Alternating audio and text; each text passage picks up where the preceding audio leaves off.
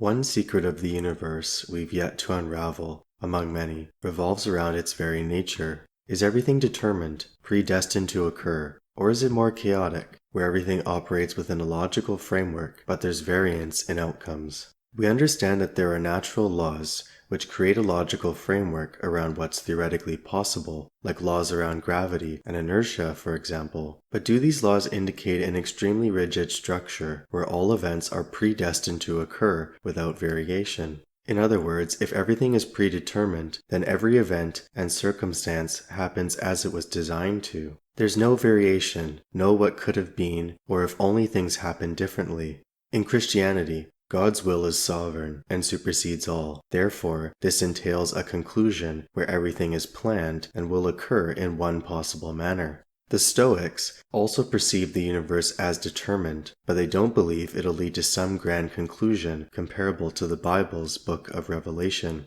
I don't intend to fully accept or reject determinism, but rather to evaluate its possible merits and pitfalls. Furthermore, I'll explore its implications, but I'll also outline problems and concerns I have that prevent me from embracing the concept. To begin, what is determinism? The Cambridge Dictionary defines determinism as, quote, the theory that everything that happens must happen as it does and could not have happened any other way, end quote. Put differently, there's only one story or a singular logical chain of events, and nothing will alter its course. Seneca, a prominent Stoic, makes some thought-provoking remarks about determinism in his Letter 75, particularly regarding death. He says that, quote, those decisions are fixed and permanent, part of the mighty and eternal train of destiny. You will go the way that all things go. This is the law to which you were born. It was the lot of your father, your mother, your ancestors, and of all who came before you, as it will be of all who come after you. There is no means of altering the irresistible succession of events, which carries all things along in its binding grip. Think of the multitudes of people doomed to die that will be following you, that will be keeping you company, end quote. Seneca's remarks primarily involve death in this case, but they're still relevant to our discussion. So, what can we glean from the Cambridge definition and Seneca's remarks? It's rather evident at this juncture, but repeating for clarity always helps. If we accept determinism or predestination as valid, then it essentially implies that all events conform to a script. Comparable to a movie plot, events in this reality are guided by a lone and rigid narrative that allows for no alteration. Past events follow this script, present events are doing so, and future events inevitably will as well. Everything will occur exactly as it was predestined to, and we can't do anything about it. An illustration to express this point could be a car accident. Let's say that on your commute to work or school, you're stopped at an intersection. While waiting for the light to turn green, a major collision happens in the intersection. One car remains stuck in the middle of the intersection with the driver inside, knocked unconscious. You and other bystanders rush over to help by pulling the driver from the badly damaged vehicle as it begins to catch fire. The victim is saved from the fire by you and others. Nevertheless, you eventually hear that although this victim was saved from a fiery death, they succumbed to injuries sustained in the crash.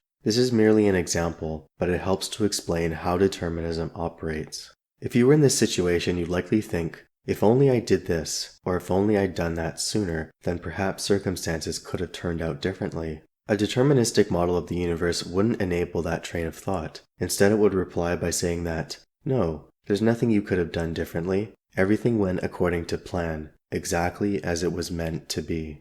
Alright, so we more or less understand what the theory of determinism is all about, but what are its implications? Well, one perspective could welcome determinism with optimism and peace of mind. Since everything is determined, there's no need to worry about what could have been. What's meant to be is meant to be, and therefore, the pressure to perform and meet certain expectations would theoretically disappear. We're essentially just going along for the ride, like sitting in a raft floating down the river. Sometimes life will be smooth, like the tranquil waters, whereas other times it'll be less pleasant, like when you bump into rocks. Why fight the river's current when it's futile and will make the journey far less pleasant? You might sympathize with this perspective, or you may find commonality with this next one.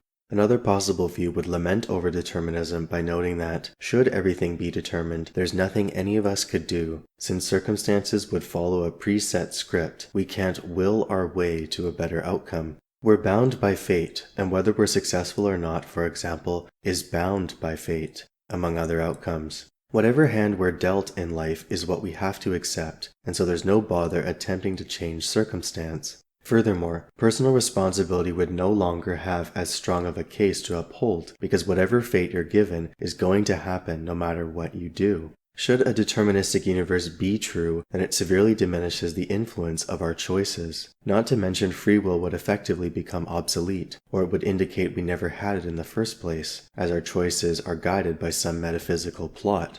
I find that I'm reluctant to accept the philosophy of determinism because of the aforementioned second view. I would like to believe that circumstances can be changed and that multiple potentialities exist. If we return to the car accident example, let's grant that the casualty still perishes. However, the manner in which the casualty perishes depends on bystander choices at the scene. If they don't pull him from the car, then he'll perish due to fire and/or smoke inhalation. Regardless of the events leading up to the crash, the casualty will certainly perish from fire if absolutely nothing is done by onlookers. However, the casualty will avoid that outcome entirely due to the decision to pull him out by onlookers. In other words, actions still have consequences and they persist in possessing significance. There are numerous situations like this where it appears that some elements are determined, whereas others are determinate. A noteworthy difference, as determinate means there are multiple outcomes that can occur depending on choices, like video game endings based on the player's choices. The car crash may be determined, but what happens afterwards is ostensibly determinate.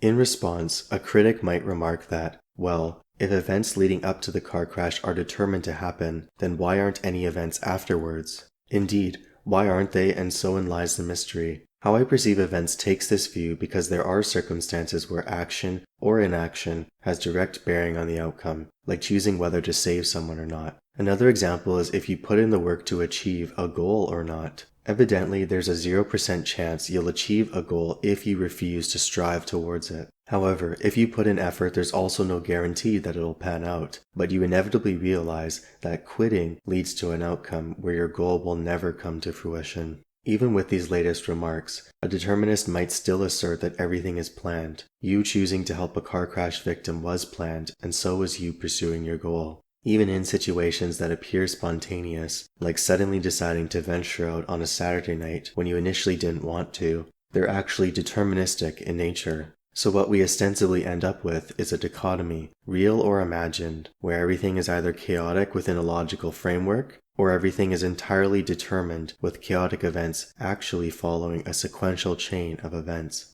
The philosophy of determinism is an intriguing puzzle because for some it brings peace, whereas for others it brings worry. I might get some of my desires in life, but if everything's determined, then perhaps I won't. Maybe I won't be able to achieve all that I desire, you may ask yourself. To assuage these thoughts, one course of action would be to realize that we still have to make choices. Even if events are predestined, choices remain and so do the consequences. For example, if you decide not to show up for work in the foreseeable future, that will have real, detrimental consequences, even if you ultimately are blessed with good fortune later down the line. So, act like decisions matter and strive for what goals you have in mind. For myself, I'd rather strive in vain to pursue my goals than give up entirely. From my limited perspective, I appear to continually possess free will, and the choices I make will influence outcomes. I may be deluded and following a script unknowingly, but perhaps there's a way to flip the script and break free from the programming. Free will and life itself might be an illusion. However, it certainly feels real enough when I make certain decisions, like when I place my hand on a hot stove. Additionally, I'd rather not walk in the middle of the street and get hit by a car just to test whether everything is determined or not.